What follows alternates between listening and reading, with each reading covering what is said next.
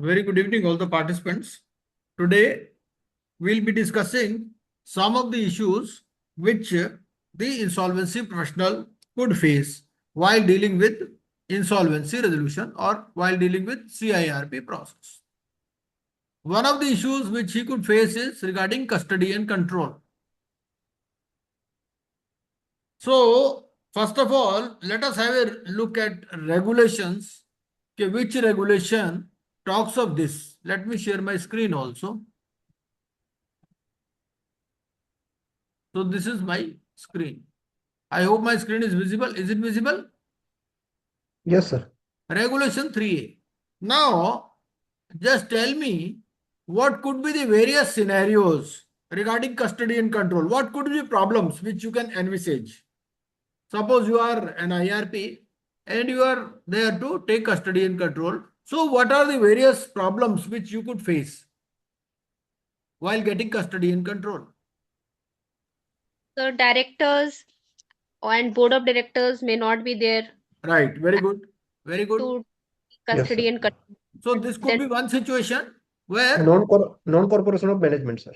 हाँ नहीं non cooperation is always there but ये है कि suppose directors are not there at all they have fled the country और दे आर इन जेल है ना और they are nowhere traceable then also you have to take custody in control so in such a situation this regulation whether this regulation gives you an answer Yes.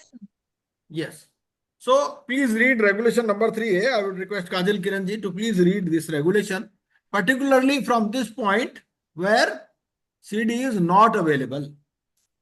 So suppose CD is not available, then what you will do?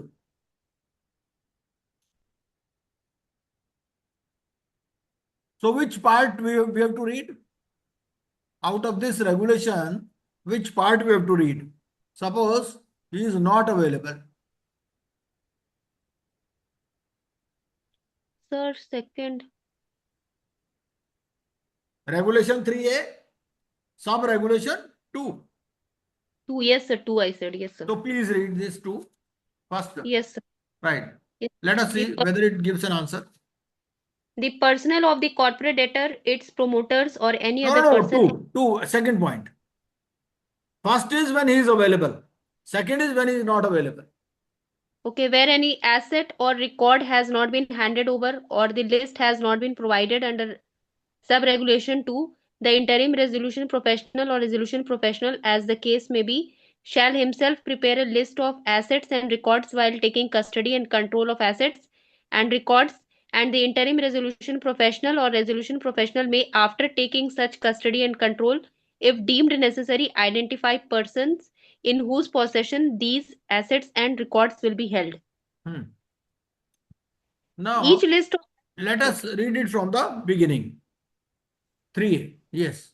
3A, right? Let us read from the beginning and then we'll discuss this point. Okay, what is this regulation? Because we have not read it also. Yes.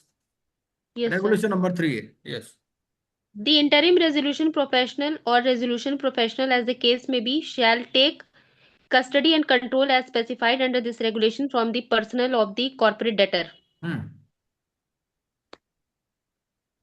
Yes.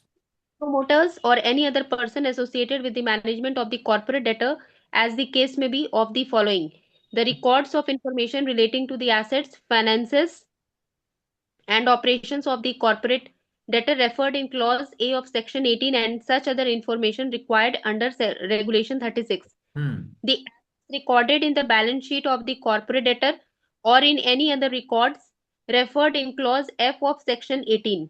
The personnel of the corporate debtor, its promoters, or any other person associated with the management of the corporate debtor shall provide to the interim. But before we move further, please see this clause A and clause F of section 18.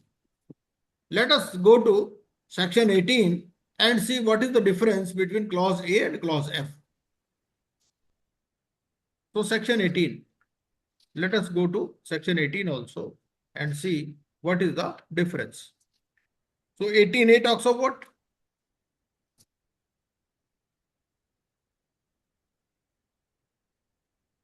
18A says collect all information relating to assets, finances, and operations. And F says take control and custody over which the debtor has ownership rights. So A and F are speaking in general. Now please continue this. Yes, sir. Huh.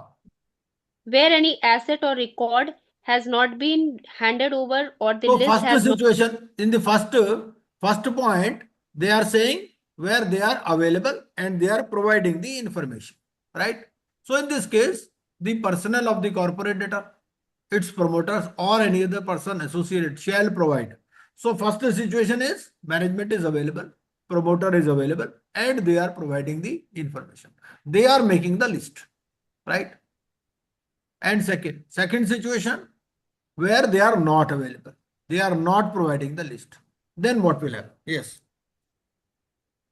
So where Second. any asset where any asset or record has not been handed over or the list has not been provided under sub-regulation 2, the interim resolution professional or resolution professional, as the case may be, shall himself prepare a list of assets and records while taking custody and control of assets and records, and the interim resolution professional or resolution professional may, after taking such custody and control, if deemed necessary, identify persons in whose possession these assets and records will be held. Each list of assets and records under sub-regulation 2 and 3 shall be signed by the parties present and by at least 2 individuals who have witnessed the act of taking control and custody of such assets and records.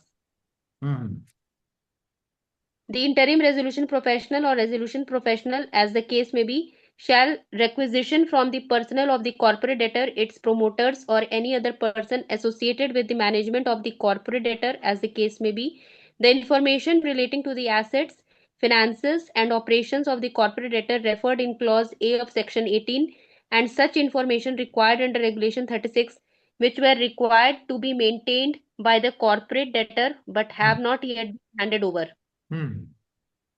The interim resolution professional or resolution professional, as the case may be, shall requisition from the personnel of the corporate debtor, its promoters, or any other person associated with the management of the corporate debtor, as the case may be, the assets which are recorded in the balance sheet or in any other records referred in clause F of section 18 and whose custody has not been handed over.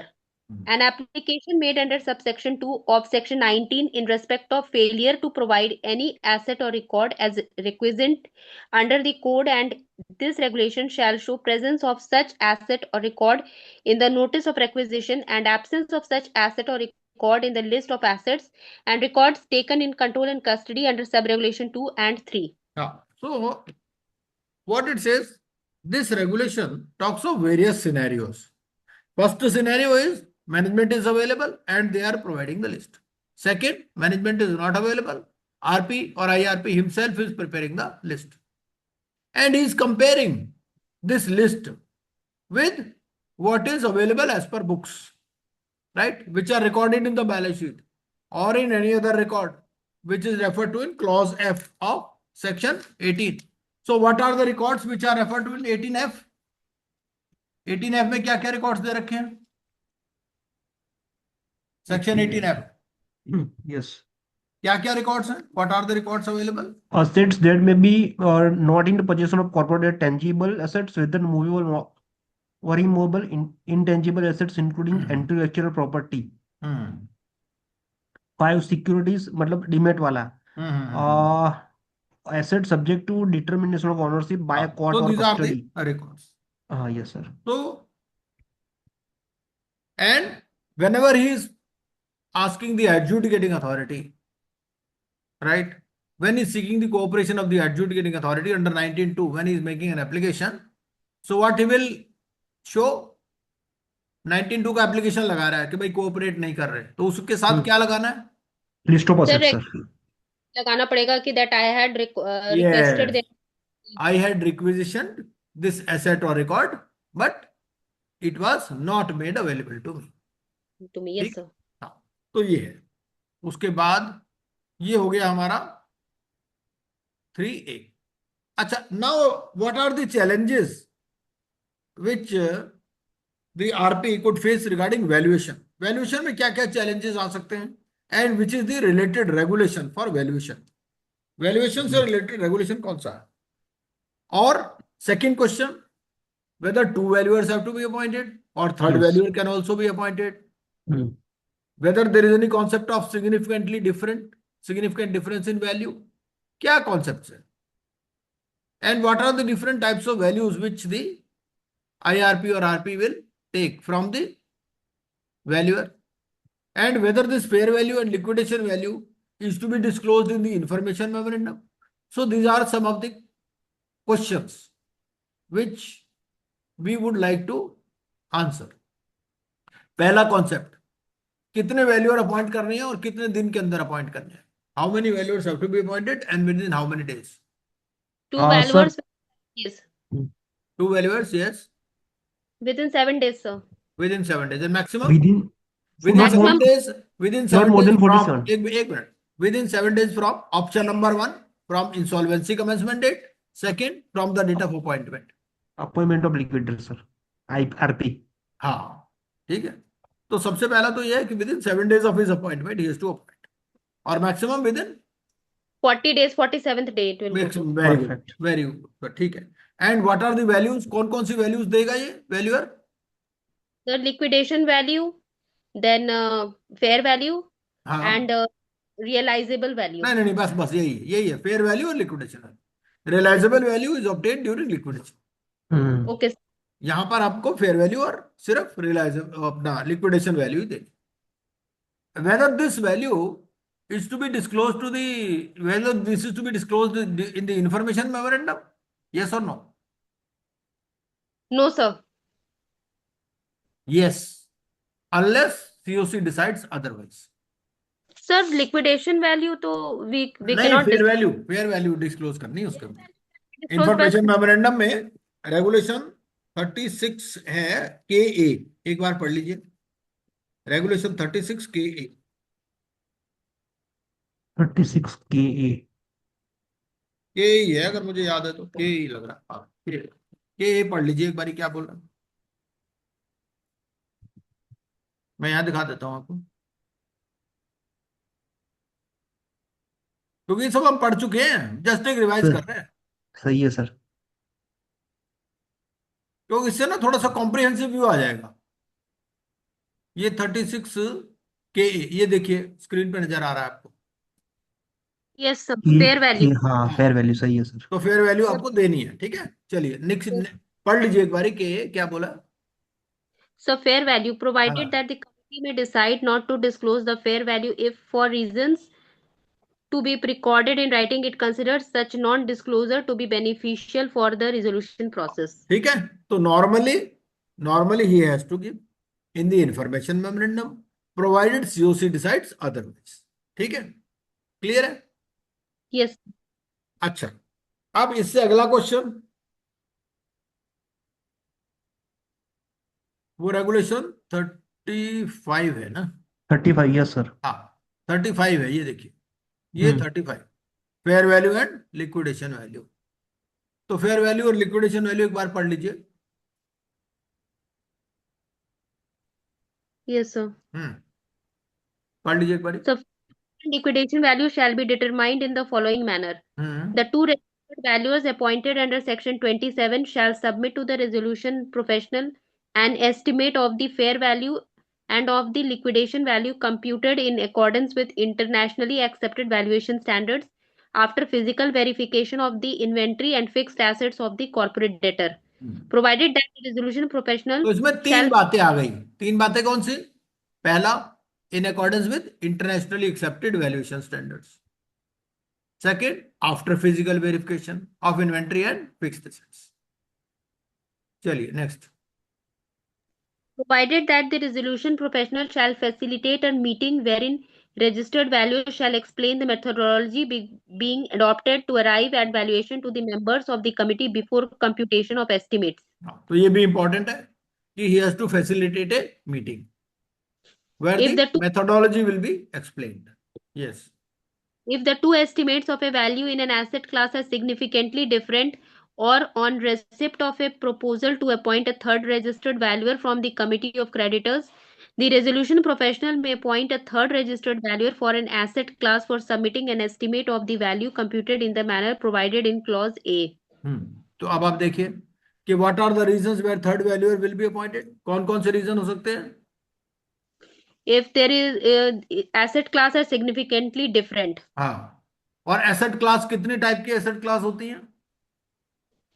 How many types of Sir, asset class are there? Tangible intangible sir. अरे नहीं भाई। तीन three class होती है हाँ, तो three हाँ class के सही है नाम सर। बताइए ना। Sir, plant machinery, very good, land building very good. Self और सिक्योरिटी। हाँ, securities and financial assets, SF. ठीक है, तो ये तीन क्लास होती है।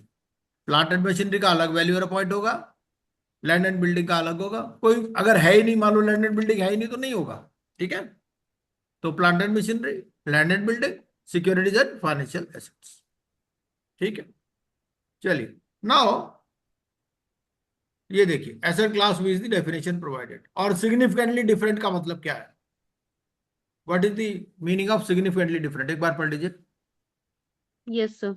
Significantly different means a difference of 25% in liquidation value under an asset class, and the same shall be calculated at L1, L2 by L1, where L1 is equal to higher valuation of liquidation value and L2 equals to lower valuation of liquidation value. The average of the two closest estimates of a value shall be considered the fair value or the liquidation value as the case may be. ठीक है, तो ये कहता है significantly different कैसे calculate करना, ये इसका इन्होंने मेथड दे दिया। और average of the two closest ले लेना, अगर तीन हो जाए तो तीनों में से जो दो क्लोजेस्ट हो उसका आपको वैल्यूएशन ले लेना। यस, एक बार ये भी देख लीजिए, सेकंड पॉइंट भी पढ़ लीजिए, क्योंकि वैल्यूएशन का भी जगह जगह पर रेफरेंस आता है। Yes please. After the receipt of resolution plans in accordance with the code and these regulations, the resolution professional shall provide the fair value, the liquidation value, and the valuation reports to every member of the committee in electronic form on receiving an undertaking from the member to the effect that such member shall maintain confidentiality of the fair value, the liquidation value, and the valuation reports, and shall not use the information contained in the valuation reports to cause an undue gain or undue loss to him itself or any other person, and comply with the requirements under subsection 2 of section 29. अब आप ये There is a बताइए, एक director कह रहा है मुझे भी वैल्यूएशन रिपोर्ट दे दो, तो डायरेक्टर को देनी है वैल्यूएशन रिपोर्ट या नहीं? सर लिक्विडेशन वैल्यू तो डिस्क्लोज नहीं होता है सर। नहीं, वो तो नहीं होता। ये कह रहा है ना कि भाई ये देगा किसको? Every member of the committee. मेरा क्वेश्चन यहां पर है, ये डायरेक्टर मांग रहा है भाई मुझे भी दे दो वैल्यूएशन रिपोर्ट, तो आप आईआरपी या आरपीओ आप क्या करोगे? उसको वैल्यूएशन रिपोर्ट दोगे या नहीं दोगे? दे सकते हैं कि अंडरटेकिंग लेकर लेकर के भाई आप नहीं, इसको हमारा क्वेश्चन, हमारा देखो आंसर इसके अंदर ही छुपा हुआ है। हमारा कहना ये कि डायरेक्टर जो है क्या मेंबर ऑफ द कमिटी है? The answer is no. Member of the committee तो नहीं है ना, वो पार्टिसिपेंट है वो, पार्टिसिपेंट। Yes sir. है ना? मेंबर तो यस नहीं है सर। ना। सीओसी को ही बस दिया जाता है हाँ, liquidation. Member of the committee, जो भी मेंबर ऑफ द कमिटी है उसी को दिया जाएगा। मेंबर ऑफ द कमिटी के अलावा नहीं। Member, he is not a member of the committee, he is a participant. Yes sir. है ना? Yes sir. चलिए, and the resolution professional and the registered valuer shall maintain confidentiality of the fair value and the liquidation। अच्छा, इसके अलावा एक और concept है regarding the resolution plan. अब रेजोल्यूशन प्लान में आपको क्या देखना है? Resolution plan has come to you. अब आप उसमें क्या चेक करोगे? At least the value of liquidation value have been हाँ, given to our operational creditor 13 sir, हाँ, 3032। हाँ, और उसके अलावा जो dissenting financial creditors who did not vote in favour of the resolution, उनको भी Yes कम से sir। कम लिक्विडेशन वैल्यू मिलनी चाहिए। हम्म। ठीक है, अच्छा, लेकिन resolution applicant, whether the resolution applicant knows the liquidation value, yes और नो? Resolution hmm. एप्लीकेंट को पता होता है कि नहीं नो सर। लिक्विडेशन? नहीं, हाँ, उसको नहीं पता होता। उसको अपने आप ही अपना रेजोल्यूशन प्लान इस तरह से देना है कि वो किसी भी हालत में लिक्विडेशन वैल्यू से कम नहीं जाए, अदरवाइज वो रिजेक्ट हो जाएगा। ठीक है, चलिए any other point regarding fair value and liquidation value? Sir, हाँ so one point I have, the in whole IBC, the standard for valuation is internationally accepted valuation standard हाँ in all forms, sir, or whether it will be a differ in some other scheme, sir, like fast track or PPARP, or whether it will be a standardized internationally accepted valuation standard have been used by a valuer, or यही है it is सब जगह. सब जगह पे ही है, sir. हाँ Might हाँ be, but I think, sir, in one case is it will be differ, sir. But I don't remembering. Just I am read and then let me may okay okay okay. अच्छा, उसके अलावा और issues क्या हो सकते हैं? ये तो दो इश्यूज हमने देखे. हम्म. उसके अलावा क्या हो सकता है रिगार्डिंग इंटरिम फाइनेंस? ठीक है, थर्ड इशू हम्म. है रिगार्डिंग इंटरिम फाइनेंस. तो इंटरिम फाइनेंस के बारे में कहाँ कहाँ लिखा है और क्या लिखा है? कितना आप इंटरिम फाइनेंस ले सकते हो? सर इंटरिम दिया. फाइनेंस में ना there are two three things. Number one, to what extent you can take interim finance. Second is what will happen to the interest and principal amount which you raised for the interim finance. And third is whether it will form part of the insolvency resolution process. ठीक है, these are the three basic questions regarding interim finance. तो पहला question है interim finance से related कि भाई interim finance आप कितना ले सकते हो and whether interim finance is defined. आपका डेफिनेशन दे रखा है कहीं interim finance का? पहला यस. क्वेश्चन तो ये. हाँ, इंटरिम फाइनेंस आपका सेक्शन 5 सबसेक्शन 15 के अंदर दे रखा है. क्या कहता है इंटरिम फाइनेंस? सबसे पहले डेफिनेशन देख लेते हैं, है ना. इंटरिम फाइनेंस क्या कहता है ये? Sir, interim finance means any financial debt raised by the resolution professional during the insolvency resolution process or by the corporate debtor during the pre-packaged insolvency resolution process period as the case may be, and such other debt as may be ठीक है, notified. तो सबसे पहले तो क्या बोल रहा है? Any financial debt. अच्छा, now what is the extent of the interim finance? कितना इंटरिम फाइनेंस रेज कर सकते हो? कौन सा सेक्शन बताता है इस बारे में? Section 20, sir. Very good. Not और कितना आप रेज कर सकते हो? not less than 10% of total debt. है? No, sir. Not less. अरे सर नहीं. अगर जितना अगर फाइनेंस उसका ट्वाइस ले सकते हैं और बाकी छोड़ सकते हैं. अगर 500 है, उसका 500 करोड़ का 500 का एसेट है और उसको 1 करोड़ का लिया हुआ, तो 2 करोड़ तक छोड़ देगा और बाकी 3 करोड़ में इंटरिम फाइनेंस रेज कर सकता है. हम्म. उसके अलावा क्या बोलता है? उस केस में आपको प्रायर कॉन्सेंट लेने की जरूरत नहीं है. ठीक है ना. Yes sir. Prior consent consent is. Of the creditor shall not be required. Yes अच्छा, सर. एक बात और बता दीजिए रिगार्डिंग इंटरिम फाइनेंस. क्या इसमें सीओसी का भी कुछ रोल है या नहीं है? यस रोल है. क्या है? सर इन सीओसी ही बताती है कि वो कितना फाइनेंस रेज कर सकता है. अच्छा, क्या आईआरपी बिल्कुल भी नहीं रेस कर सकता या सीओसी कुछ लिमिट सेट करती, क्या होता है? सर सीओसी ही लिमिट से ये शेयर करती है कि आपको इतना लिमिट तक ही रेज कर सकते हैं और पूछ करके ही कर सकते हैं सीओसी से. नहीं नहीं नहीं, उल्टा है. इसमें ये है, सीओसी ये बता देती है कि भैया इससे ऊपर अगर हो तो हमसे पूछ लेना. वो एक लिमिट हाँ, सेट कर देती है. एक सेट बार कर सेक्शन देते. 28 देख लेते हैं. Yes sir.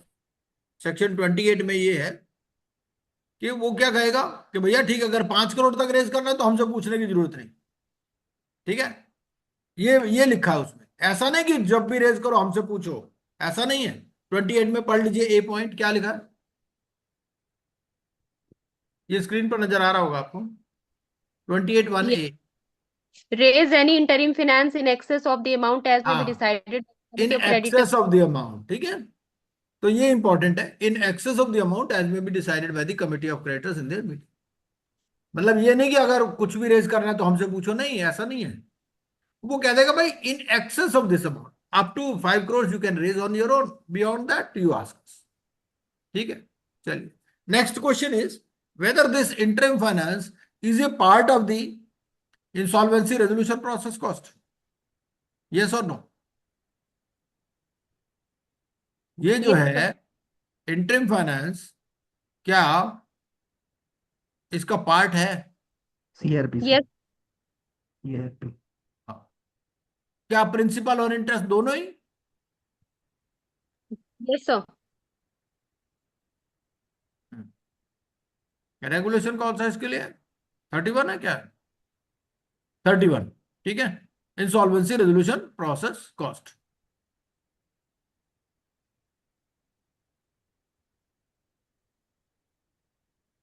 बल्कि यहां कहा, ये आपको तो वहीं पे दे दिया इन्होंने।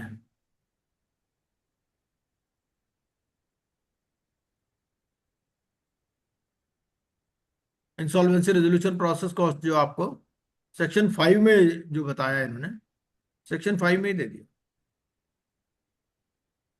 सेक्शन 5 में भी डेफिनेशन है ना। तो सेक्शन 5 की डेफिनेशन में क्या कहता है ये insolvency resolution process cost, amount of any, हाँ ये दे दिया ना। A नंबर का। हाँ, सेक्शन 5 सब सेक्शन 13 क्या कहता है? Amount of any interim finance and the costs incurred in raising such finance. तो ये सारा आपका क्या हो गया? इंसॉल्वेंसी रेजोल्यूशन प्रोसेस कॉस्ट का पार्ट। अच्छा, मान लीजिए आपने फाइनेंस रेज कर लिया, ठीक है। अब आपके पास पैसे नहीं है। आपने इंटरिम फाइनेंस तो रेज कर लिया, बट आपके पास पैसे नहीं है, तो क्या होगा उस केस में? सर वो फाइनेंशियल इंस्टीट्यूशन से लिया जाएगा पैसा। हाँ, जो फाइनेंशियल इंस्टीट्यूशंस होंगे उनसे पैसा लिया जाएगा सर। नहीं उनसे लिया जाएगा मतलब? सर लोन नहीं, लेंगे। आपने इंटरिम फाइनेंस रेज कर लिया 5 करोड़ का। Yes sir. अब वो पैसे भी देने के लिए है नहीं, खत्म हो गए। आपने वेजेस पेमेंट कर दिया, कुछ भी कर दिया, है ना। दूसरी और भी तो पेमेंट होती रहती है ना। तो आपने कर हम्म। दिया, अब कुछ है ही नहीं आपके पास। तो उस सिचुएशन हम्म। में क्या होगा? वो तो लिक्विडेशन की बात कर रहे हो आप तो रेगुलेशन 2A की बात कर रहे हो, जो लिक्विडेशन प्रोसेस रेगुलेशंस में है। वो तो क्या होता है कि जब लिक्विडेशन होना होता है तब देखते हैं कि लिक्विड एसेट्स कितने हैं और लिक्विडेशन कॉस्ट कितनी है। वो आप रेगुलेशन 2A की बात कर रहे हो। CIRP, CIRP ये कहती है कि भाई अगर आपके पास इंसॉल्वेंसी रेजोल्यूशन प्रोसेस कॉस्ट देने के भी पैसे नहीं है और रेजोल्यूशन प्लान कोई आया नहीं है, तो फिर क्या होगा? लिक्विडेशन में लिक्विडेशन जाने हाँ, फिर एप्लीकेशन। लिक्विडेशन में जाना पड़ेगा। और सेक्शन यस। 33 लिक्विडेशन में सर। जब जाएंगे ना, तब देखते हैं ये बात। यस। हाँ, ये रेगुलेशन आपका लास्ट में भी है, CIRP रेगुलेशंस में भी है, 39 में मिल जाएगा आपको।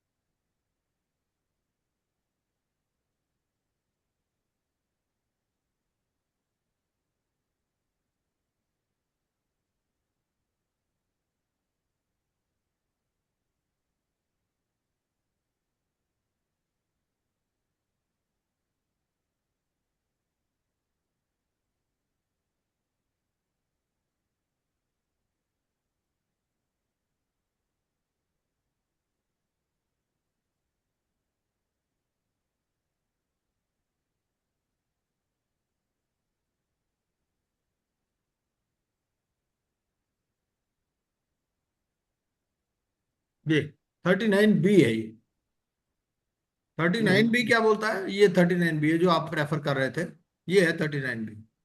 39B बोलता है कि when you are approving a resolution plan or you are deciding to liquidate the corporate debtor, the committee may make a best estimate of the amount required to meet liquidation costs in consultation with the RP in the event an order for liquidation is passed. वो कहते हैं अगर liquidation हो जाए तो आप liquidation cost estimate कर लो यहीं पर ही, ठीक है। And where it is less than the, where the estimated value of the liquid assets is less than the estimated liquidation cost, then the committee shall approve a plan providing for contribution for meeting the difference between the two. वो ऐसा plan approve करेंगे जिसमें ये हो कि भैया ये हम लिक्विडेशन कॉस्ट दे देंगे। ठीक है, ये है बेसिकली बात। चलिए, अच्छा इसके अलावा एक दो और पॉइंट्स देख लेते हैं।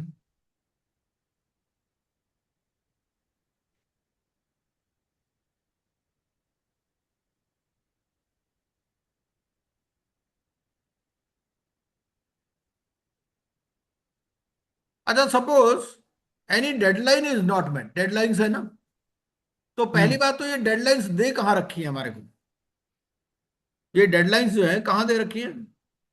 40B में सर, 41 सेक्शन। 40A, हाँ रेगुलेशन 40A, रेगुलेशन हाँ 40A talks of timelines and if a particular deadline is not met, जैसे मान लीजिए public announcement could not be made, भाई हाँ पब्लिक अनाउंसमेंट बोलता है it has to be made immediately, and immediately means not later than 3 days। Suppose public announcement is not made, then फिर क्या होगा?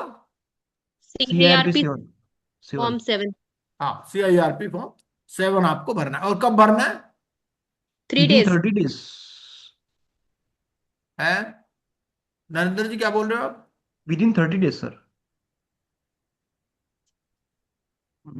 आप बोल रहे हैं 3, एक बोल रहे हैं 7, तो ये क्या चक्कर है? ये देखो, ये लिखा है, एक बार 1A पढ़ लीजिए काजल जी। Yes, हाँ, ये लिखा ना, where वेयर एन एक्टिविटी। हाँ, so, where any activity stated in column 2 of table below is not complete by the date specified therein, the interim resolution professional or resolution professional, as the case may be, shall file form CIRP 7 within 3 days of the said date and continue to file form CIRP 7 every 30 days until the said activity remains incomplete. Sir तो 3 days हाँ, पहले हो, बाद में 30 days तक और file कर सकते हैं इनकम्प्लीट रहा तो। हाँ। नहीं, जैसे आपने 3 days में पब्लिक अनाउंसमेंट नहीं किया, तो आपको CIRP 7 कब भरना है? 3 days। हाँ, 3 days। और अगर वो 3 days में भी नहीं भरा, फिर हर बाहर 30 days पे आप भरते रहोगे। Yes sir. ये है, ठीक है नरेंद्र जी? Yes sir. तो पहली बार आपको 3 days में भरना है, उसके बाद फिर प्लस 30 days में भरते रहोगे। ठीक है, चलिए।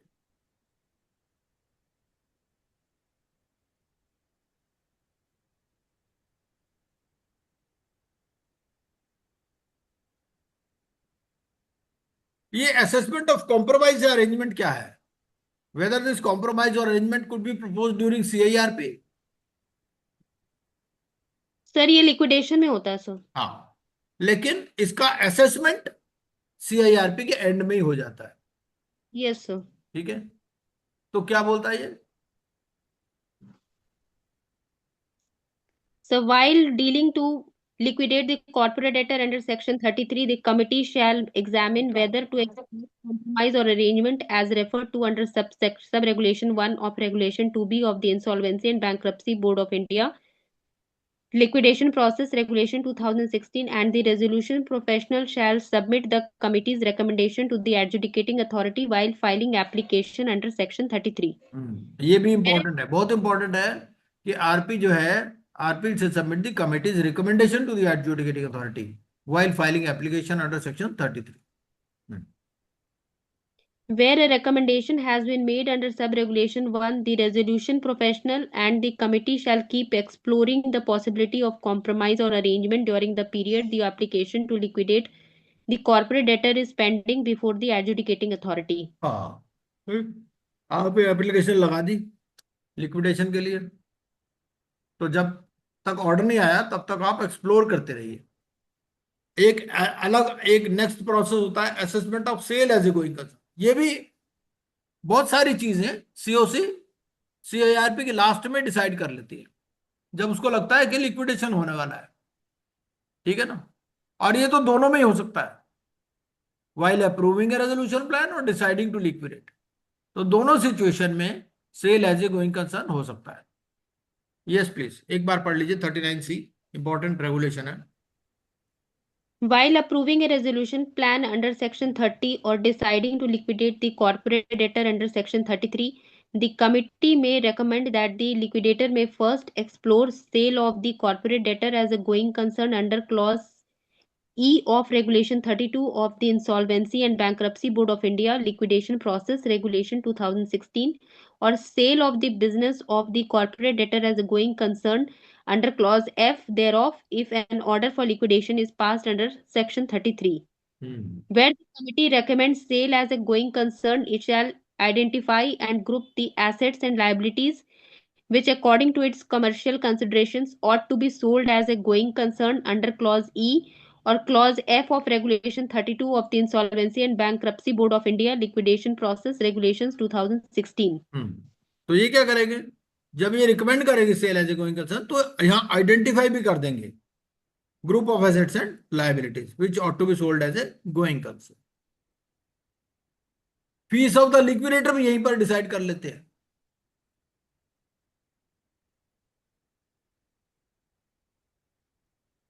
और ये वाले रिकमेंडेशंस भी, the resolution professional shall submit the recommendations of the committee under sub regulation 1 and 2 to the adjudicating authority while filing the approval or decision of the committee under section 30 or 33 as the case। Fees of the liquidator, अभी CIRP चल रहा है, CIRP में ही last में पूछ लेते हैं भैया लिक्विडेटर की फीस क्या होगी, पढ़ लीजिए एक बार। While approving a resolution plan under Section 30 or deciding to liquidate the corporate debtor under Section 33, the committee may, in consultation with the resolution professional, fix the fee payable to the liquidator if an order for liquidation is passed under Section 33 for the period, if any, used for compromise or arrangement under Section 230 of the Companies Act 2013, the period any used for sale under clauses E and F of Regulation 32 of the Insolvency and Bankruptcy Board of India Liquidation Process Regulations 2016 and the balance period of liquidation। वो क्या कहता है भाई, 3 तरह से fees बता दीजिए। सबसे पहला, अगर कॉम्प्रोमाइज अरेंजमेंट होगा उसमें क्या फीस लोगे। सेकंड, अगर ई एंड एफ में आप सेल करोगे, sale as a going concern या sale of business of the debtor as a going concern, उसमें क्या फीस लोगे।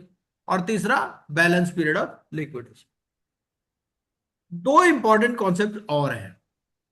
पहली इंपॉर्टेंट कॉन्सेप्ट है रिगार्डिंग कॉन्सेप्ट ऑफ फैसिलिटेटर। ये फैसिलिटेटर वाली कॉन्सेप्ट क्या है, any idea? Yes sir, AR के अंडर में फैसिलिटेटर अपॉइंट कर सकते हैं। हाँ, तो एक बार इसको भी हम पढ़ लेते हैं कि फैसिलिटेटर वाली कॉन्सेप्ट क्या है और सब सिचुएशंस में फैसिलिटेटर अपॉइंट होगा, किस सिचुएशन में अपॉइंट होगा, इसको भी जरा एक बार पढ़ लेते हैं। यस। ये इसमें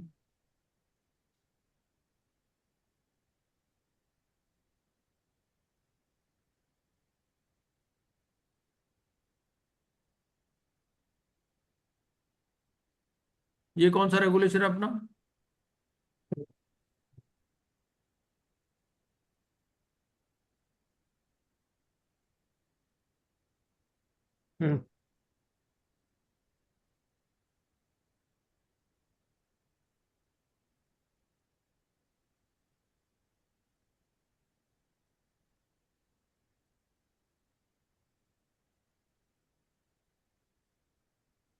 कॉन्सेप्ट ऑफ फैसिलिटेटर, कौन सा रेगुलेशन है इसको?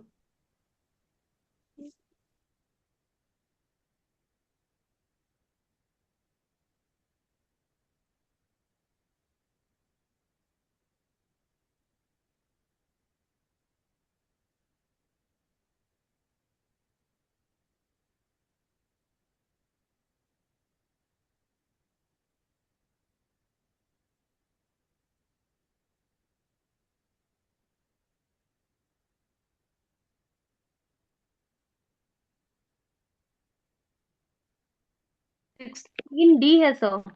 हम्म 16D।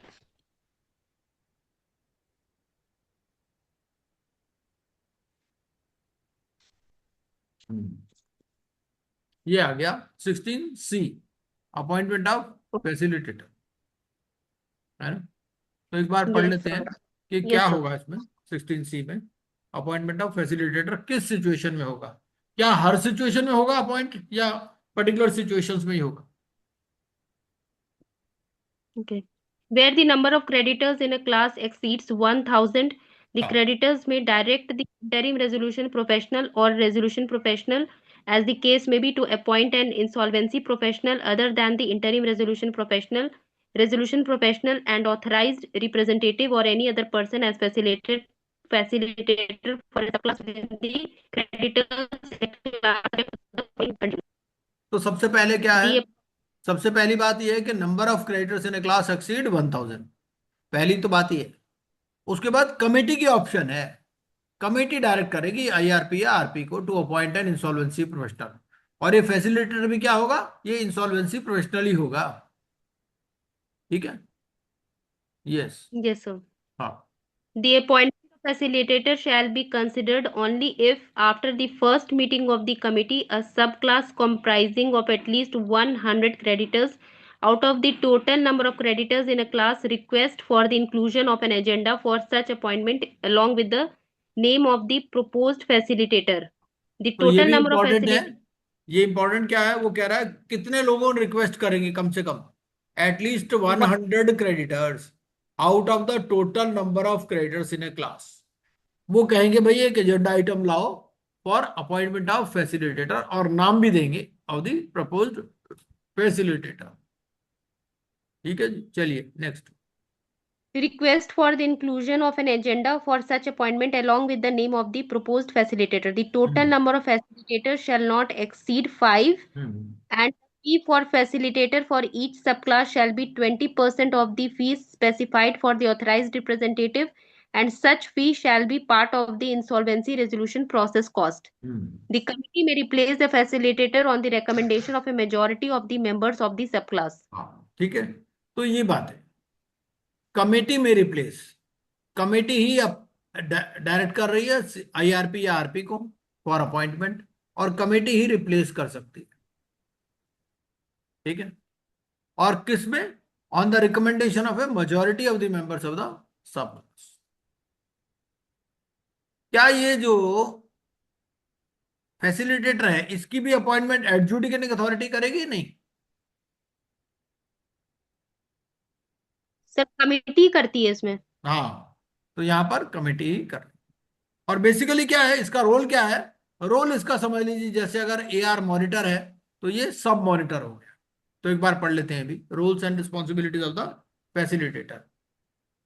The roles and The roles and responsibilities of the facilitator shall include the following: facilitating communication between the authorized representative and the creditors of the subclass, attending the meetings of the committee as observers to facilitate communication between creditors of the respective subclass, providing information and clarification to the creditors in a subclass about the insolvency resolution process as per advice of the authorized representative, and any other tasks assigned by the committee to improve representation and communication. तो ये है इसका roles and response. अच्छा, इसकी fees के बारे में, fees कितनी होगी?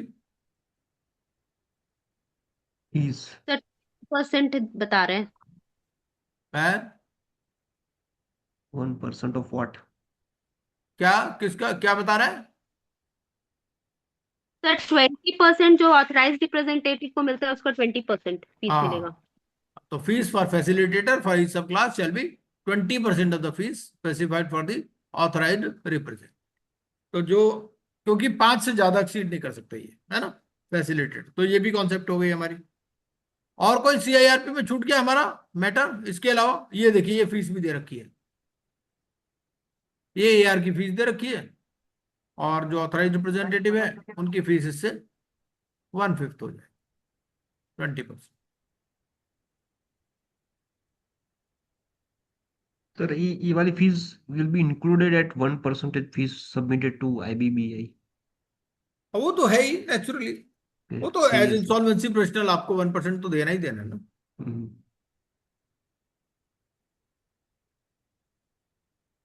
तो मेरे हिसाब से हमने रेगुलेशन नंबर 30 तक कर लिया है। Now let us go to regulation section number 31। ठीक है। सेक्शन 31 देख लेते हैं क्या बोलता है। ये सेक्शन 31 बोलता है अप्रूवल ऑफ रेजोल्यूशन प्लान। ठीक है, उससे पहले हमने रेगुलेशन 30 सेक्शन 30 तक पढ़ लिया। ठीक है, अब आपका सेक्शन 31 के साथ जो रिलेटेड रेगुलेशन है 39 एंड 40 है। तो 39 एंड 40 भी हमने मोटा मोटा देख लिए थे, है ना, जिसमें कॉम्प्रोमाइज अरेंजमेंट की बात करता है, लिक्विडेटर फीस की बात करता है, वो सब चीज, है ना, identification of assets and liabilities की बात करता है। तो 31 क्या बोलता है, approval of the resolution plan. अब इसमें दो कंडीशन, ये दो सिचुएशन है, या तो एडजुडिकेटिंग अथॉरिटी अप्रूव करेगी या रिजेक्ट करेगी। अगर अप्रूव करेगी तो क्या कंडीशंस देखेगी ये? अगर अप्रूवल करना है तो क्या कंडीशंस देखनी है? सर 34 और 32 के कंडीशंस मीट होने चाहिए। हाँ हाँ, वो ये कहता है कि if the adjudicating authority is satisfied that the resolution plan as approved by the committee of creditors under subsection 4 of section 30 meets the requirement as referred to in subsection 2 of section 30, तो it shall by order approve the resolution। और ये सब पर binding हो जाएगा। क्या government department पर भी बाइंडिंग होगा? The answer is yes. है ना, सभी के ऊपर बाइंडिंग है। क्या गारंटर्स के ऊपर बाइंडिंग है, अदर स्टेक होल्डर्स के ऊपर बाइंडिंग है? यस, ठीक। But before that, they will satisfy that the resolution plan has provision for its effective implementation। ठीक। Now, अब मान लो 1 वाली कंडीशन सेटिस्फाई नहीं हो रही, 31 में कुछ कंडीशंस दे रखी है। क्या क्या कंडीशंस?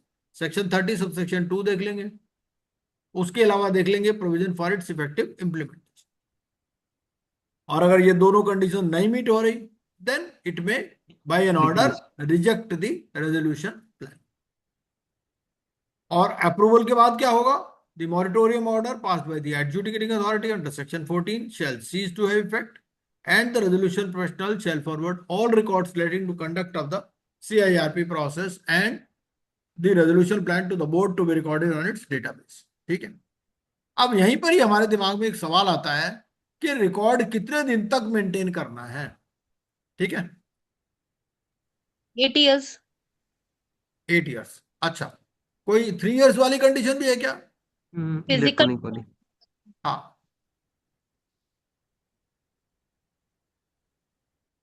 ये कौन से उसमें आ रहा है, प्रिजर्वेशन ऑफ रिकॉर्ड्स? लास्ट में है सर, लास्ट। और मान लीजिए कोई कोर्ट केस चल रहा है तो क्या होगा? Court case. ऐसा भी हो सकता है ना, कोई कोर्ट केस चल रहा हो तो फिर क्या होगा? से किसका कोर्ट केस चल रहा मतलब? भाई कोई कोर्ट केस चल रहा है ये कंपनी के अगेंस्ट में, तो फिर कब तक मेंटेन कर? सर 8 years ही है। नहीं, 8 years तो है। 8 years कब तक? सब फिजिकल और वो दोनों ही 8 years हो जाएंगे।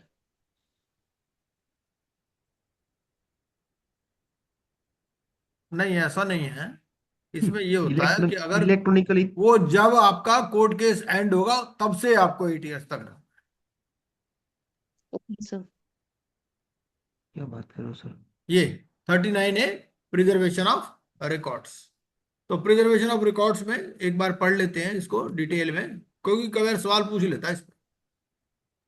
सर। सबसे पहला तो कहता है, इसमें दो चीजें कहता है, दी आईआरपी और आरपी द केस में भी shall preserve copies of all such records which are required to give a complete account of the CIRP process.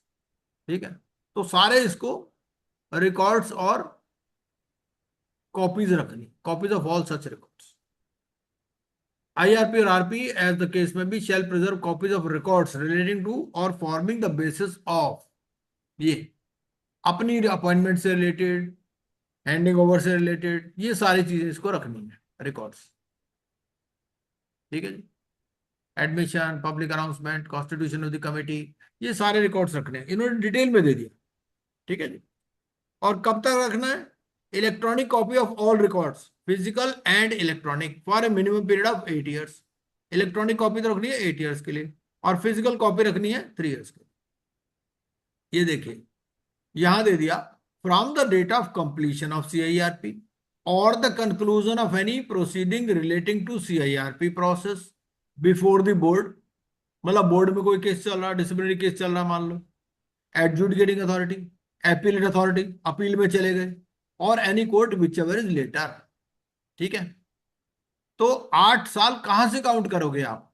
ये इस लास्ट डेट से काउंट करोगे। मान लो अपील चल रही है, तो जब अपील खत्म हुई तब से 3 साल, 8 साल ऐसे।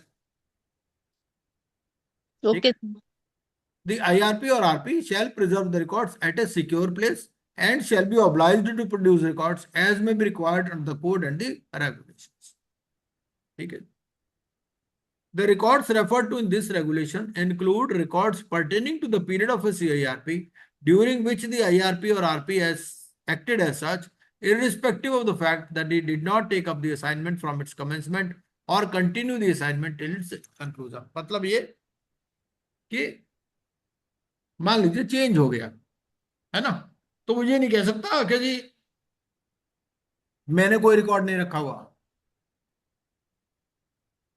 तो जब तक वो इन्वॉल्व था तब तक का उसको पूरा रिकॉर्ड रखना है। ये भी बात इंपॉर्टेंट है। मतलब वो जो बात, ऐसा नहीं कि बाद वाला ही सब चीजें भरेगा ना, ऐसा नहीं है। जब तक आप रहे तब तक आपको रिकॉर्ड रखना है, फ्रॉम इट्स कमेंसमेंट और continue the assignment till it's conclusion. जिस पीरियड में वो था, मीटिंग लिक्विडेशन कॉस्ट हो ही गया हमारा, assessment as sale as going concern, fees of the liquidator हो गया, एक्सटेंशन में कोई खास बात नहीं है। एक्सटेंशन में तो क्या है कि भाई बेसिकली एक बार पढ़ लेते हैं फिर भी। कमेटी में instruct the RP to make an application, committee बोलेगी, ठीक है। And the resolution professional shall on receiving an instruction from the committee under this regulation. मतलब बेसिकली एक्सटेंशन के लिए सीओसी इंस्ट्रक्ट कर रही है आरपी, है ना। And on receiving the instruction RP shall make an application to the adjudicating authority.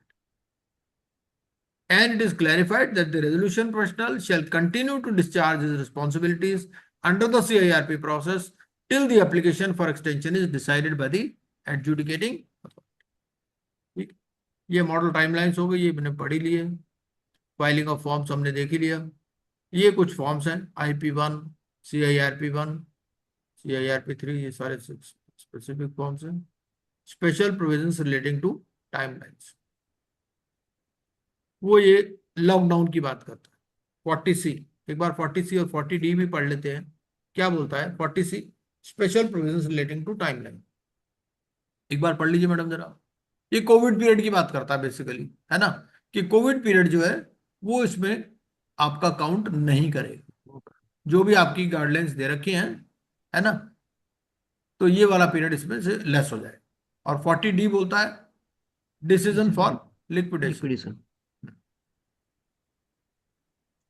So, notwithstanding the timelines contained in these regulations, but subject to the provisions in the code, the period of lockdown imposed by the central government in the wake of COVID-19 outbreak shall not be counted for the purposes of the timeline for any activity that could not be completed due to such lockdown in relation to a corporate insolvency resolution process।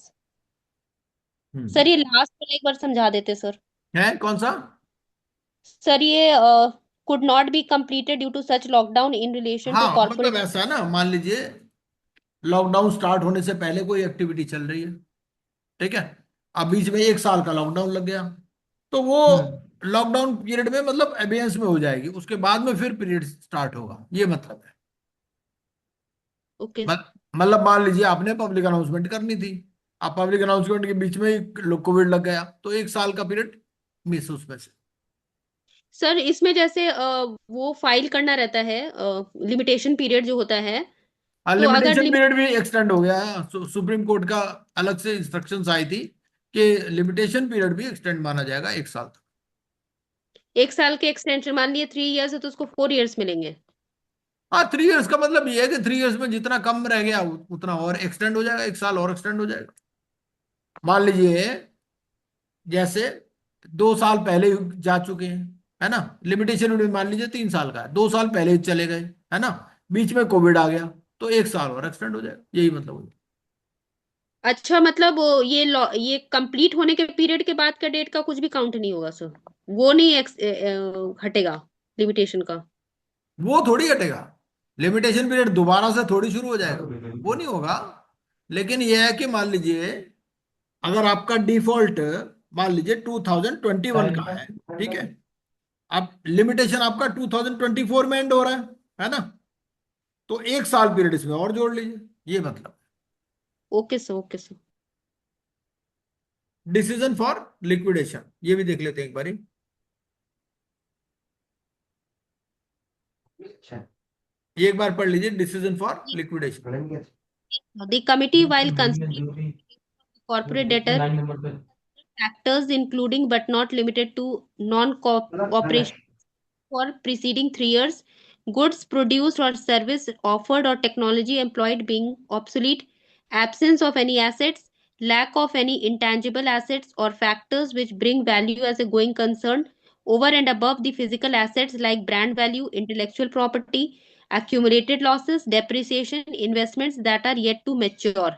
Such मतलब वो considerations ये कह may रहा है इसमें कि when you are deciding for liquidation, so naturally you will point out the factors why you are recommending liquidation. बोल सकता है भाई कंपनी 3 साल से चल ही नहीं रही है ना, टेक्नोलॉजी ऑब्सोलीट हो चुकी है, कंपनी में कोई एसेट्स ही नहीं है ना, कोई इंटेंजिबल एसेट्स भी नहीं है, या फिर कोई ब्रांड वैल्यू नहीं है, इंटेलेक्चुअल प्रॉपर्टी नहीं है, एक्यूमुलेटेड लॉसेस नहीं है, डेप्रिसिएशन नहीं है ना, कुछ इन्वेस्टमेंट्स नहीं है, which are yet to mature. तो बेसिकली वो कहना चाह रहे हैं कंपनी में कुछ भी नहीं है, तभी हम लिक्विडेशन रिकमेंड कर रहे हैं। अगर कुछ भी पॉजिटिव साइन है तो फिर लिक्विडेशन आप रिकमेंड नहीं करोगे, बेसिकली बात ये कहना चाह रहे हो, है ना। चलिए, such Sir, considerations may be recorded and submitted in the application for liquidation submitted by the RP to the adjudicating authority. अच्छा, अब आपने पूरा पढ़ लिया। अब आप बताइए जब आप लिक्विडेशन की एप्लीकेशन दोगे तो उसमें क्या क्या लिखोगे। लिक्विडेशन की एप्लीकेशन में आपने अलग अलग जगह पढ़ा कुछ कुछ चीजें, है ना। एक तो ये दे दोगे आप कि भैया ये कंपनी में कुछ है ही नहीं, जान ही नहीं है, बिल्कुल बेकार है ना। उसके अलावा क्या दोगे आप, उसके अलावा भी पढ़ा था ना हमने 39 में, 39 जो हम पढ़ रहे थे उसमें भी था ना,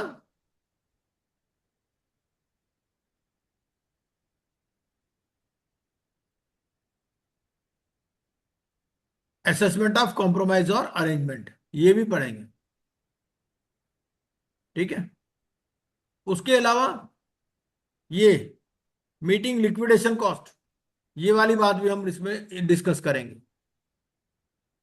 section 39 B, regulation 39 B, regulation 39 B में क्या कहता है, the resolution personal shall submit the plan approved under sub-regulation 3 to the adjudicating authority while filing the approval or decision of the committee under section 30 or 33 as the case may be। और assessment of compromise arrangement ये भी है, shall submit the committee's recommendation to the adjudicating authority while filing application under section 33। ठीक है, तो चलिए section 31 भी हो गया हमारा। Now let us go to section 32। 32 बोलता है रिगार्डिंग अपील,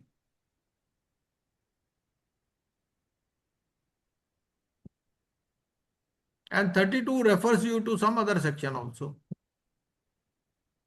32 बोलता क्या है, 32 बोलता है any appeal from an order approving the resolution plan shall be in the manner and on the grounds laid down in subsection 3 of section 61।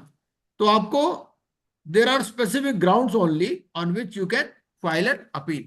तो एक बार section 61 पढ़ लेते हैं कि सेक्शन 61 बोलता क्या है, ठीक है। तो सेक्शन 61 का एक बार जरा इंडेक्स में देख लेते हैं कि सेक्शन 61 कहाँ मिलेगा हमारे को। Adjudicating authority. हाँ, सेक्शन 61 मिलेगा 452 के आसपास, हम्म। स्लाइड नंबर 452 के आसपास, एक बार देख लेते हैं।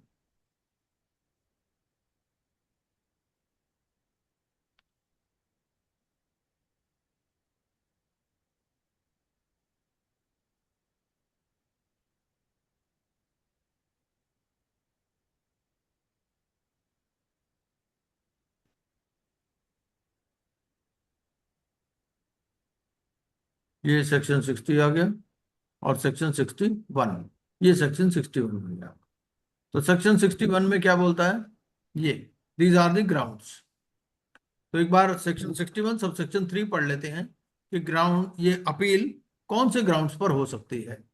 क्या बोलता है, an appeal against an order approving a resolution plan under section 31 may be filed on the following grounds. Grounds दे रखी हैं। पहला, the approved resolution plan is in contravention of the provisions of any law for the time being in force. Second, there has been material irregularity in the exercise of powers by the RP during the CIRP period.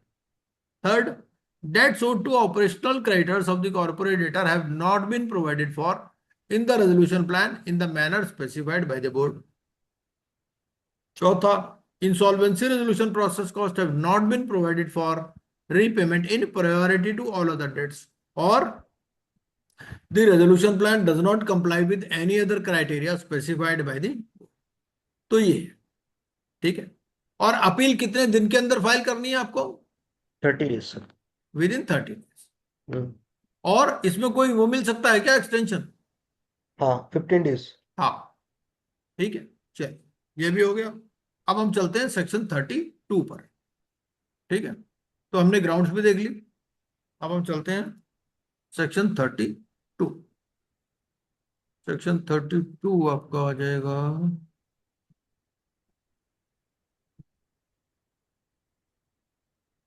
यहाँ 55 के आसपास।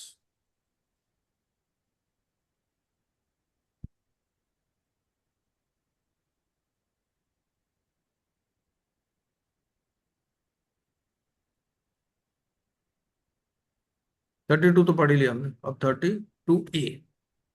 32A बोलता है immunity. ये immunity की बात करता है, क्योंकि देखिए बेसिकली क्या है कि क्लीन स्लेट प्रिंसिपल है। भाई आपका रेजोल्यूशन प्लान पास हो गया, ठीक है, नया प्रमोटर आ गया। अब क्या नए प्रमोटर को भी कहोगे कि भैया पुराने प्रमोटर, पुरानी सीडी में जो भी फ्रॉड हुआ था पुरानी कंपनी में, उसके लिए नया प्रमोटर तो जिम्मेदार है ना ही उस कंपनी की प्रॉपर्टी जिम्मेदार है। तो बेसिकली 32A क्या बोलता है, 32A बोलता है लाइबिलिटी फॉर प्रायर ऑफेंसेस। ये भाई न्यू प्रमोटर, न्यू मैनेजमेंट और जो प्रॉपर्टी है which was acquired pursuant to an approved resolution plan that shall not be touched. ठीक है, और कौन कौन सी सिचुएशन है जिसमें उस प्रॉपर्टी को टच कर सकते हो? पहला सर कि भैया जो प्रमोटर आया है नए में, वो पुराने से, पुराने के पुराने में भी था और नए में भी आ गया जिसने फ्रॉड किया था, या फिर कोई आपका इन्वेस्टिगेशन वगैरह चल रहा है और रिपोर्ट फाइल हो चुकी या कंप्लेंट फाइल हो चुकी।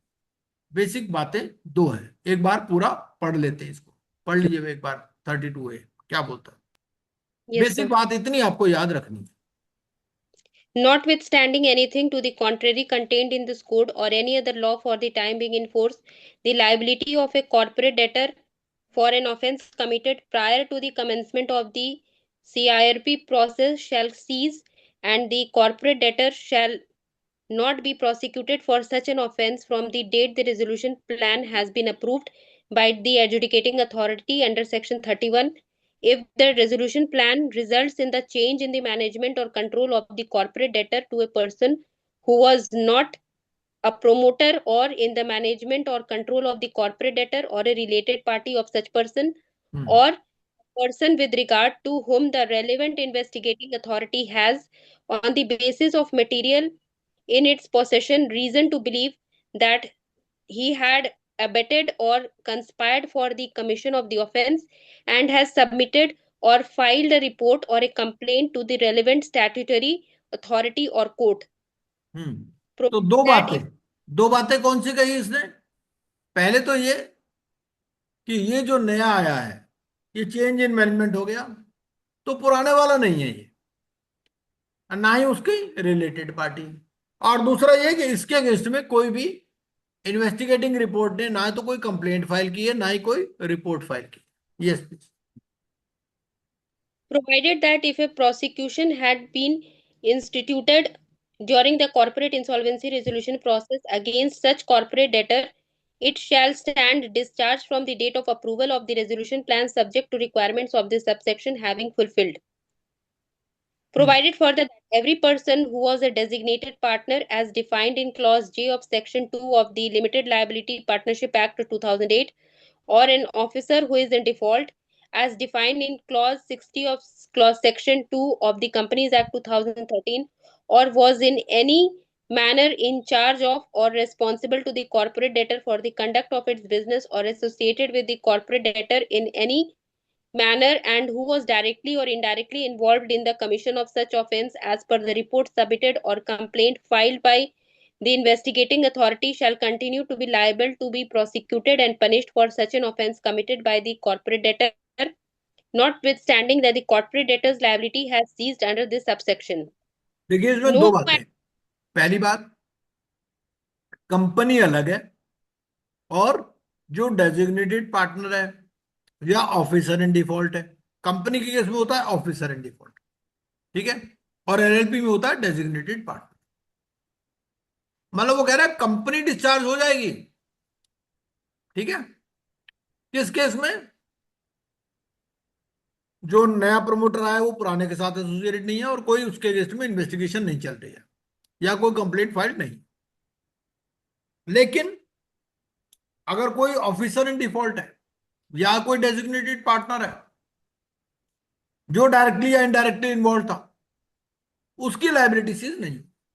मतलब कंपनी की लाइबिलिटी हमें अलग देखनी है और जो ऑफिसर इन डिफॉल्ट है या जो डेजिग्नेटेड पार्टनर है उसकी लाइबिलिटी अलग लेवल पे देखनी। Yes please.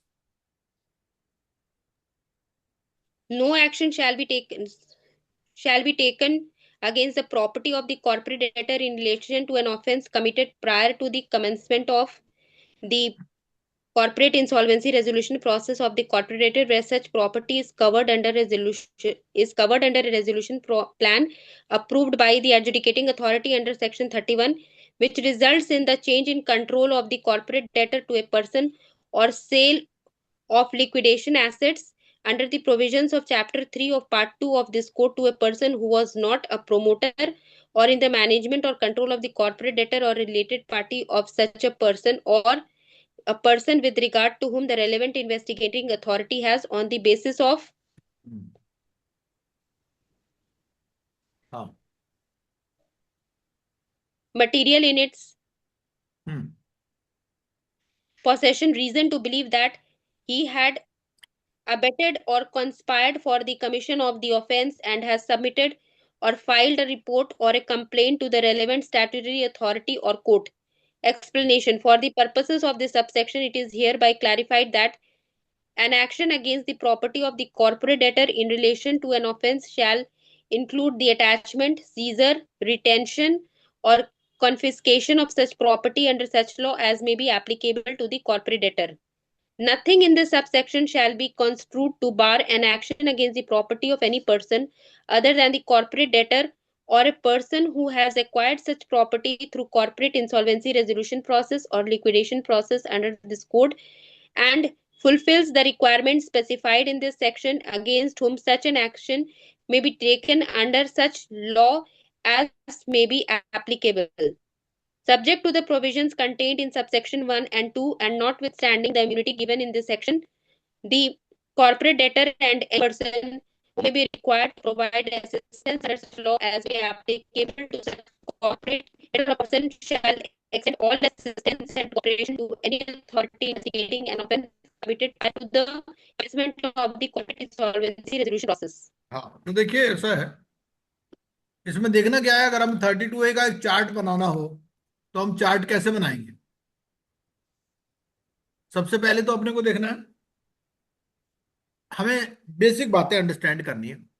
पहली बात, कंपनी अलग है और जो ऑफिसर इन डिफॉल्ट है या जो डेजिग्नेटेड पार्टनर है वो अलग है, ठीक है।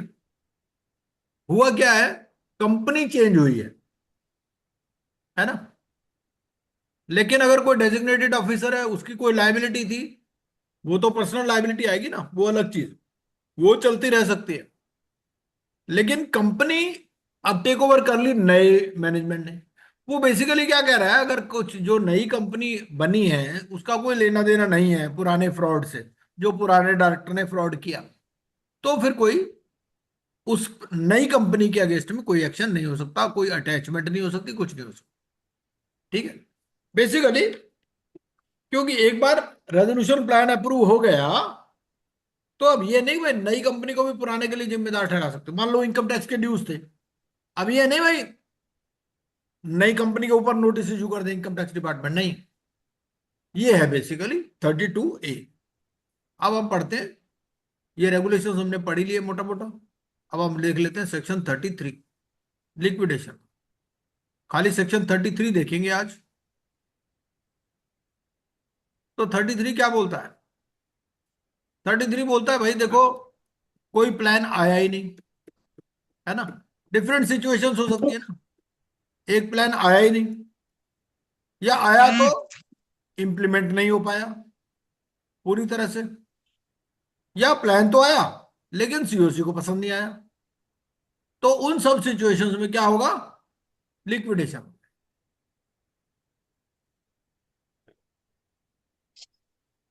ठीक है जी।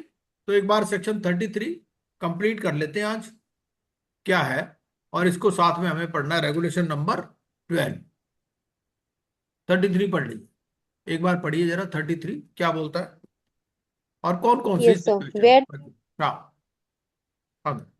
Where the adjudicating authority before the expiry of the insolvency resolution process period or the maximum period permitted for completion of the corporate insolvency resolution process under Section 12 or the fast track corporate insolvency resolution process under Section 56, as the case may be, does not receive a resolution plan under subsection 6 of Section 30 or rejects the resolution plan under Section 31 for the non-compliance of the requirements specified therein, it हाँ, shall pass an order requiring the corporate debtor to be liquidated in the manner as laid down in this chapter, issue a public announcement stating that the corporate debtor is in liquidation, and require such order to be sent to the authority with which the corporate debtor is registered. तो 33(1) बोलता है कि कोई plan आया ही नहीं, CIRP period over हो गया।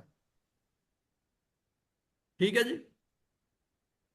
या फिर प्लान आया लेकिन रिजेक्ट कर दिया एडजुडिकेटिंग अथॉरिटी ने ड्यू टू नॉन कंप्लायंस, तो फिर क्या होगा? लिक्विडेशन ऑर्डर पास हो जाएगा। और 33(2) देख लेते हैं। 33(2) क्या बोलता है? 33(2) डिफरेंट सिचुएशन की बात करता है कि प्लान तो आए थे, ठीक है, लेकिन इन्होंने क्या किया, सीओसी ने कह दिया कि भैया लिक्विडेट करो। Where the resolution personal at any time during the CIRP process but before confirmation of the resolution plan। ठीक है, प्लान आए लेकिन अभी कोई भी कंफर्म नहीं किया, सीओसी ने कह दिया लिक्विडेशन कर दो। ठीक है, सीओसी क्या फर्स्ट मीटिंग में भी कह सकते हैं लिक्विडेशन कर दो, कह सकती है। अब उसको लगता है कि भैया कोई एसेट्स है ही नहीं कंपनी में, है ना। तो even before preparation of information memorandum, क्योंकि देखिए सीआईआरपी प्रोसेस में भी कॉस्ट तो है ही ना इन्वॉल्व, तो कॉस्ट तो इन्वॉल्व है ना, आरपी की भी फीस देनी पड़ती है और भी चीजें होती हैं। तो even before preparation of information memorandum it may decide at any time to liquidate the corporate debtor. ठीक है, और हमने रेगुलेशन भी पढ़ लिया अभी 40, रेगुलेशन 40 पढ़ा था ना। तो रेगुलेशन 40 क्या बोल रहा था कि भाई आपको रीजन देने पड़ेंगे। क्या रीजन देने पड़ेंगे? कि भैया कंपनी में कोई एसेट्स नहीं है ना, या और सारी चीजें ये जो हम पढ़ रहे थे अभी, कोई लॉस, ब्रॉड फॉरवर्ड लॉस भी नहीं है, कंपनी को खरीदेगा कौन, कोई टेंजिबल इंटेंजिबल एसेट्स नहीं है ना, वो सारी बात। 40D, 40D भी देखना, CIRP। तो पहली सिचुएशन क्या थी? पहली सिचुएशन में कोई प्लान आया ही नहीं, या फिर एडजुडिकेटिंग अथॉरिटी ने रिजेक्ट कर दिया। सेकंड में सीओसी ने कह दिया कि भैया लिक्विडेट कर दो। ठीक है, तीसरा प्लान पास हो गया था लेकिन कॉन्ट्रावेंशन हो गया, तो उस केस में भी लिक्विडेशन हो जाएगा। ठीक। अच्छा, प्लान पास हो गया और उसका कॉन्ट्रावेंशन हो गया तो क्या ऑटोमेटिकली लिक्विडेशन हो जाएगा? एक प्लान पास हो गया, ठीक है, प्लान अप्रूव हो गया, अब उसका हो गया कॉन्ट्रावेंशन, तो कॉन्ट्रावेंशन के बाद में क्या एडजुडिकेटिंग अथॉरिटी ऑर्डर पास कर देगी या क्या होगा? यस, लिक्विडेशन ऑर्डर पास कर देगी। उसमें ये होगा कि जिसके भी इंटरेस्ट प्रेजुडिशियली इफेक्ट हुए हैं उसको एप्लीकेशन लगानी है। सही बात है सर। 33(3) क्या बोलता है?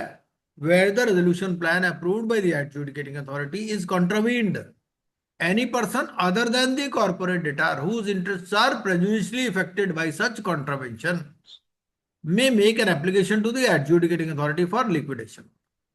और उसके बाद में एडजुडिकेटिंग अथॉरिटी डिटरमिन करेगी कि कॉन्ट्रावेंशन हुआ या नहीं हुआ, ठीक है, तब वो लिक्विडेशन ऑर्डर पास करेगी। ठीक है, क्लियर है? अच्छा, अब जब ये लिक्विडेशन ऑर्डर पास होगा तो क्या मॉरिटोरियम लगेगा या नहीं लगेगा? यस, लगेगा सर। लेकिन यहां लिमिटेड मॉरिटोरियम है, मॉरिटोरियम वाला वर्ड यूज नहीं किया गया। क्या कहता है ये? सब्जेक्ट टू सेक्शन 52, मतलब सिक्योर्ड क्रेडिटर को इससे बाहर रखा गया।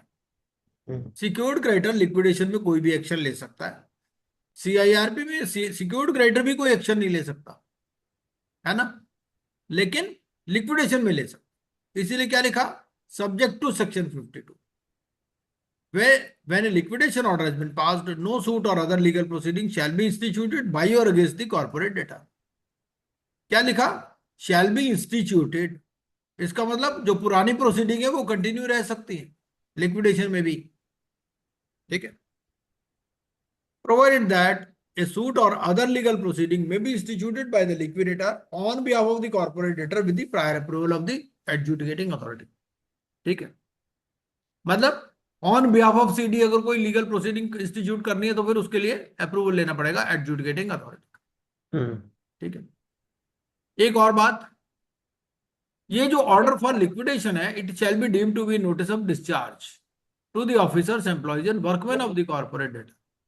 मतलब लिक्विडेशन ऑर्डर अपने आप में ही जो है नोटिस ऑफ डिस्चार्ज है, अलग से कोई डिस्चार्ज लेटर, टर्मिनेशन लेटर की जरूरत नहीं है, except when the business of the corporate debtor is continued during the liquidation process by the liquidator।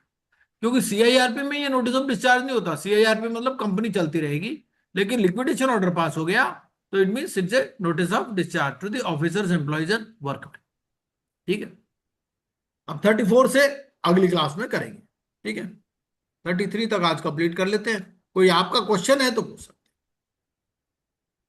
अभी तक जितना भी हमने स्टडी किया। तो अभी और मेरे ख्याल से मैंने केस स्टडीज भी शायद शेयर कर दी हैं आपके साथ, तो केस स्टडीज भी आप देख लीजिएगा। मैंने कुछ क्वेश्चंस भी शेयर किए थे सेक्शन 30 तक, वो भी आपने अटेम्प्ट किए होंगे, नहीं किए तो कर सकते हैं, उनको करिएगा, एक बार देखिएगा। हाँ, नरेंद्र जी कुछ बोल रहे थे आप, बोलिए। ये सर, आप जो ऐसा बोल रहा हूँ कि liquid in case of liquidator हाँ, CD can also can legal suit. क्या मतलब? मैं समझा नहीं आपका क्वेश्चन। मतलब कॉर्पोरेट डेटर कांट वो लीगल सूट नहीं कर सकता सर किसी किसी के वर्क पर, जो क्या सीआईपी में कर सकता है सर। क्या मतलब? मैं आपका क्वेश्चन नहीं समझा, क्या कह रहे हो आप? मतलब सर, कॉर्पोरेट डेटर है, उनको किसी हाँ, पे केस करना हो सर, केस लीगल सूट्स,